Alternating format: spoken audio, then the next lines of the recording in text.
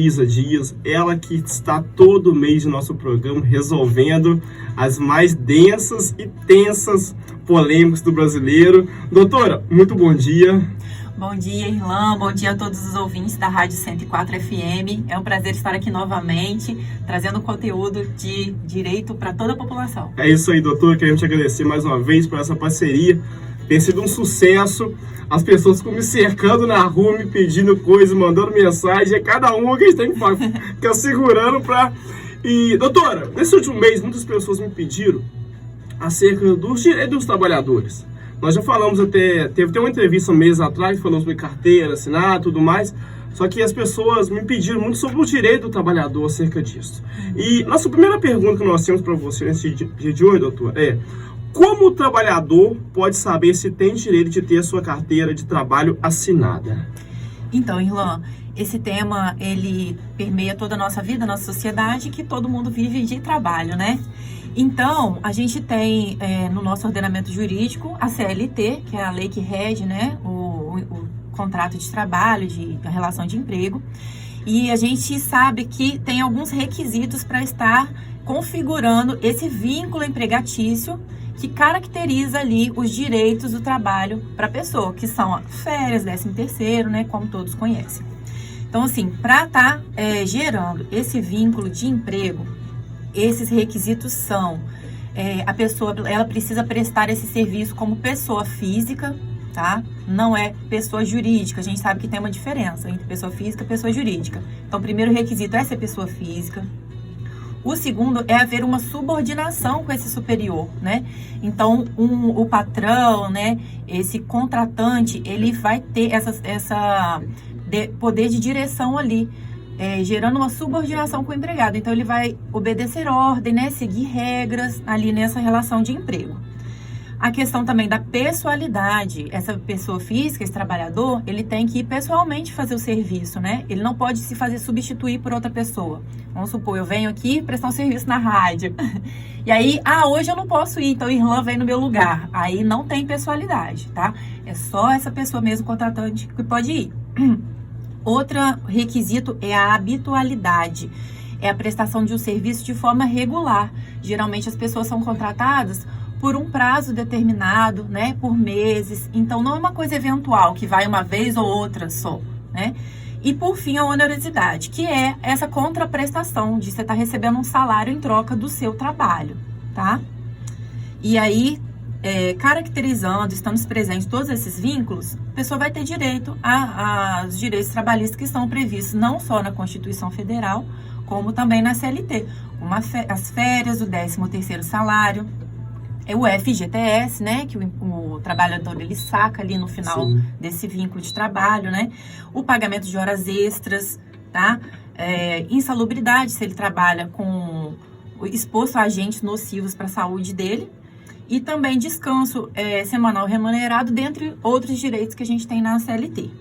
Nossa, com certeza, doutor. Doutor, algo que virou muito, podemos dizer que uma moda, né, no dia de hoje, é que muitos empregadores, eles não querem mais assinar a carteira dos seus funcionários. Sabemos que são gastos muito caros hoje em dia, né? Então acaba às vezes saindo muito caro para o empregador e tal, e virou uma moda, né? Tem até um outro tempo que nós tivemos que, uns meses atrás, a gente falamos sobre aquela nova metodologia que eles usam, né, de montar um MEI para a pessoa, né, que sai até mais barato, sai mais econômico, né?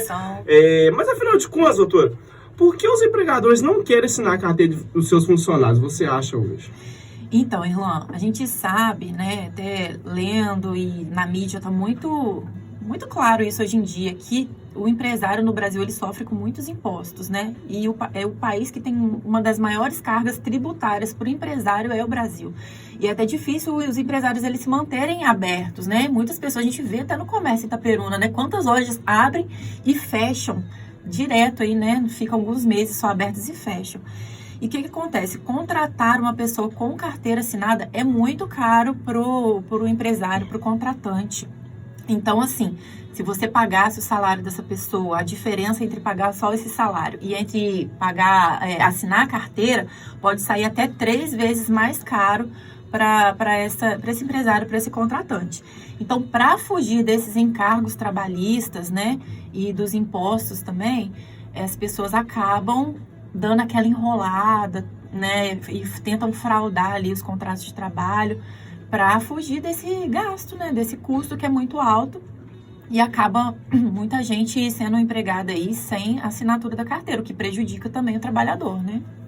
Com certeza. E existe uma fiscalização em cima disso, né? Que nem passa sempre, né? Mas...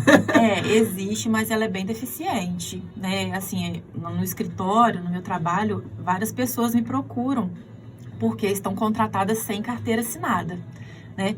E às vezes a pessoa, ela aceita, ela se sujeita a essa situação porque ela precisa trabalhar, ela precisa ter dinheiro para se sustentar, né? Mas depois ela quer correr atrás dos direitos dela. E assim, hoje a questão de assinar a carteira é uma proteção também para o empregador, apesar dos custos caros. Por quê? No final das contas, esse empregado ele vai entrar na justiça e aí ele vai pagar um valor altíssimo também lá na Justiça do Trabalho. Costuma ser até pior, né? Costuma ser pior. E outra coisa que eu queria trazer também é um exemplo, Irlan, que muitas pessoas têm recebido aquele auxílio emergencial e até um caso concreto que aconteceu. Que a empregada ela pediu para não ter a carteira dela assinada pelo empregador, porque ela estava recebendo esse auxílio, então ela receberia dele o salário sem assinar a carteira e receberia o auxílio também, né? Tipo um combinado. Sim. E aí o empregador viu, pô, eu vou estar ajudando ela e ela vai estar me ajudando. Ok, até aí tudo bem. Só que o que aconteceu? No final do vínculo, né? Já estava ali a relação empregado-empregador desgastada. Ele acabou demitindo ela, dispensando o trabalho dela, e ela foi lá e processou ele. Nossa. E ele pagou bem mais caro do que talvez se ele tivesse cumprido ali com o custo normal que seria da contratação com a assinatura de carteira. Então, assim, é uma proteção para as duas partes. Muitas vezes as pessoas combinam isso, domésticas também, né?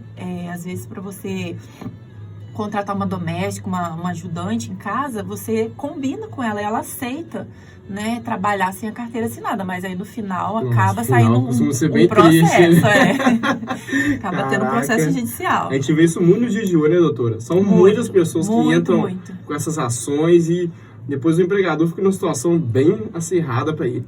Doutora, há algumas situações em que o trabalho não é regido pela CLT e é celebrado o contrato de trabalho para reger essa relação. É verdade que existem casos de fraude no contrato de trabalho? Isso existe, doutora?